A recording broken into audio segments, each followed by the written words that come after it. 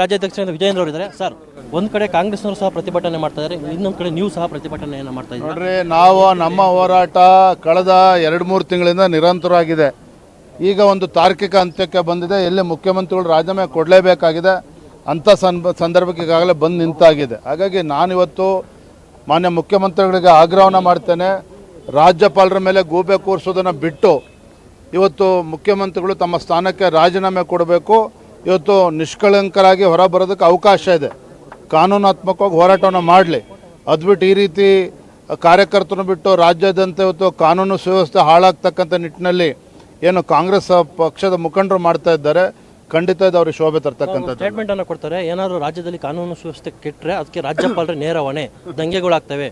ಇದು ನೋಡ್ರಿ, ನಮ್ಮ ದೇಶದಲ್ಲಿ ನ್ಯಾಯಾಲಯ, ಉಚ್ಚ ನ್ಯಾಯಾಲಯ ಎಲ್ಲವೂ ಕೂಡ ಇದೆ. ಒಂದು ಪ್ರಜಾಪ್ರಭುತ್ವದ ವ್ಯವಸ್ಥೆನಲ್ಲಿದ್ದೇವೆ.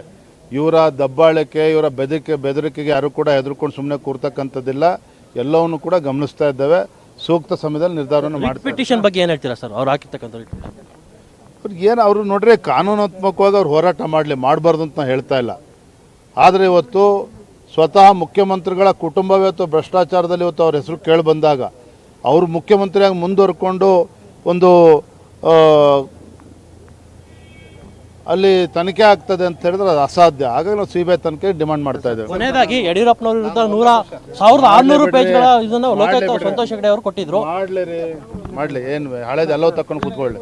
ಇದಿಷ್ಟು ವಿಜಯೇಂದ್ರ ಅವರ ಮಾತು. ಕ್ಯಾಮರಾಮನ್ ಜಯರಾಮ್ ಜೊತೆ ರಾಘವೇಂದ್ರ, ಪವರ್ ಟಿವಿ, ಬೆಂಗಳೂರು.